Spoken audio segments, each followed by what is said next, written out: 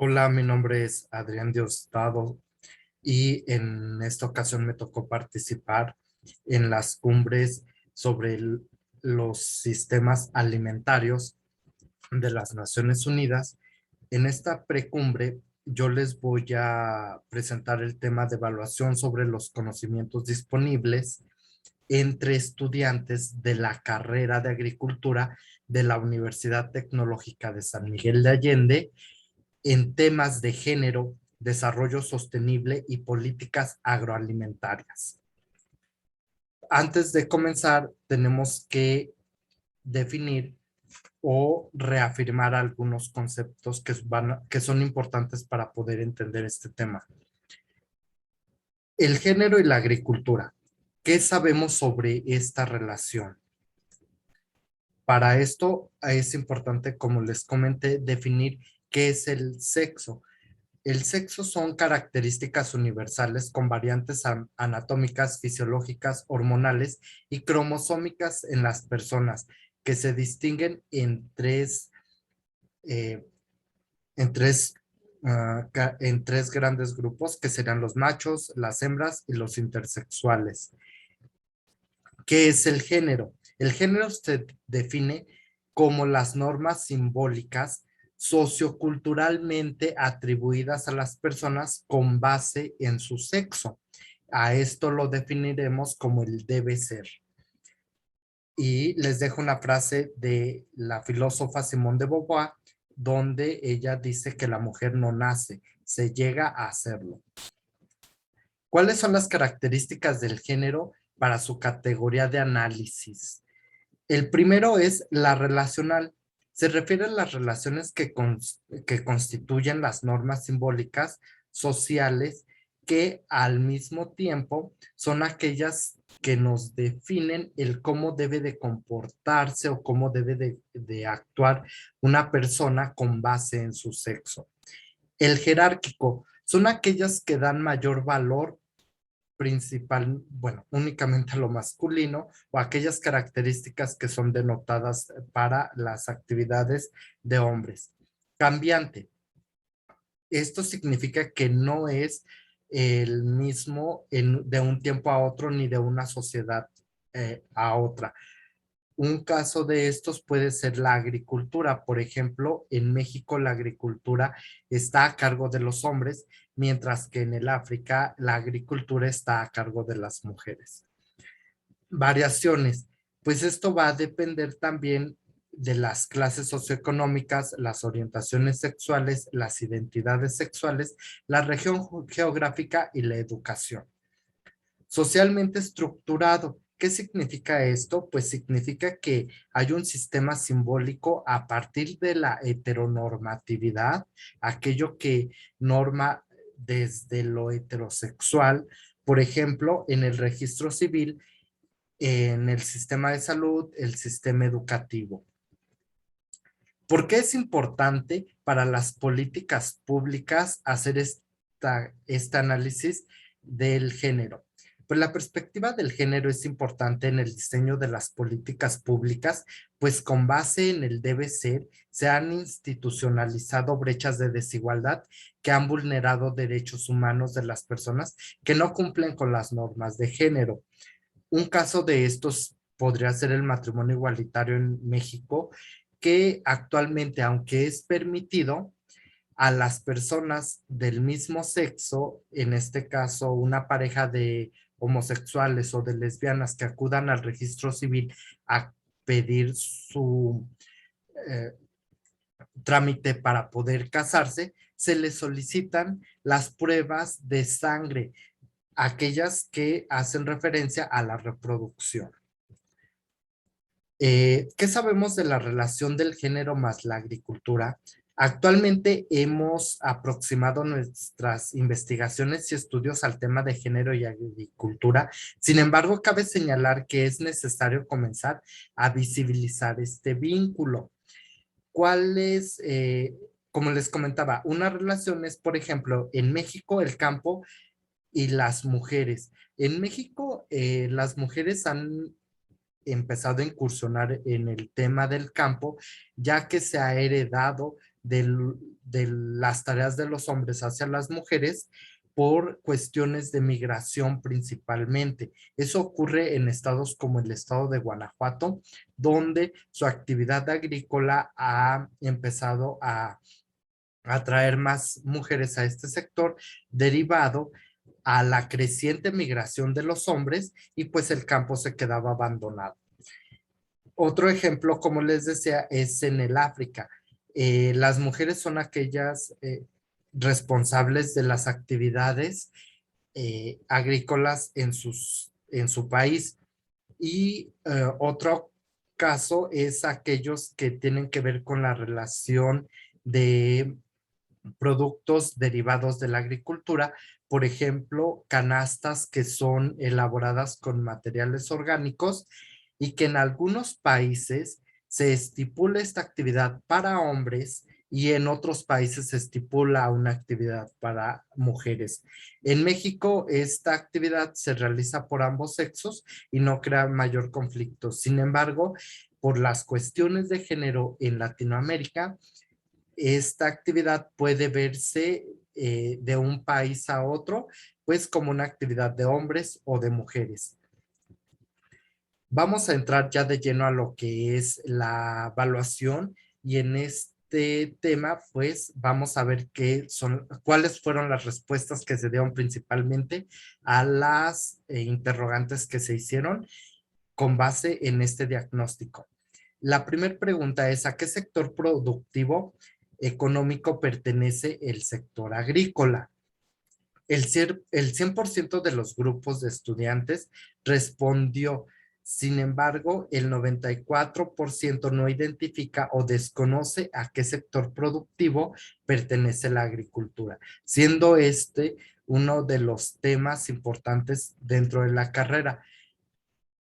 La siguiente pregunta tiene que ver: ¿qué relación debe existir entre la actividad gastronómica y la agricultura para una producción y consumo de alimentos responsables? La respuesta más frecuente es que no se conocía esta relación, que fue de un 70%, seguida de la cultura con un 14%, mientras que el 10% dijo que ninguna, y el 6% no respondió o dijo otras respuestas que no tenía que ver con la pregunta. No se consideran los cultivos locales como una conjunción con la gastronomía local al producir alimentos de la región e integrar nuevas dietas locales, lo cual ayudaría pues a un consumo responsable y a una producción responsable, dejando un poquito de lado el desperdicio de los alimentos. ¿Cómo define la palabra permacultura? El 50% de las personas entrevistadas definen a la permacultura con un tema de cultura permanente y pareciera ajeno a las actividades profesionales. Para el 30% es algo permanente y el 20% restante lo relaciona con ambos conceptos ya mencionados. Sin embargo, ninguno de los entrevistados sabía a qué se refería este tema. La siguiente pregunta fue: ¿por cuál artículo constitucional mexicano se reconoce la igualdad entre los géneros? El 100% desconoce la respuesta.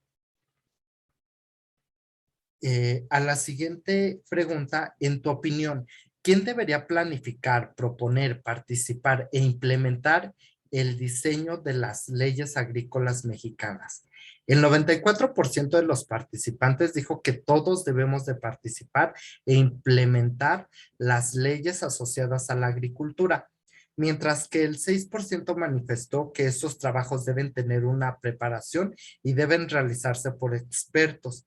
Sin embargo, este 94% que responde que todos debemos de participar, también es el mismo 94% o incluso el 100% que desconocemos las leyes por las cuales se sostiene la agricultura y las actividades en el área.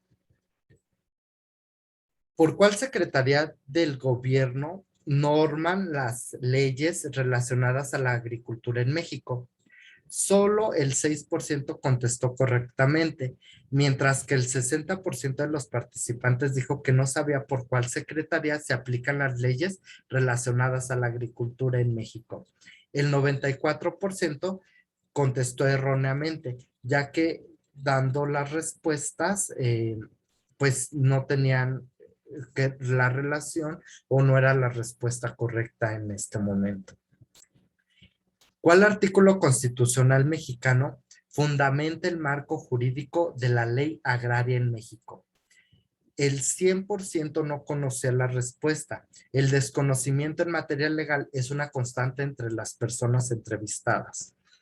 ¿Por cuál artículo constitucional mexicano se da el derecho a la alimentación? Si bien el 100% respondió, mientras que el 96% dijo no conocer la respuesta, el 6% que respondió dio una respuesta incorrecta. Entonces, el 100% desconocía la respuesta también.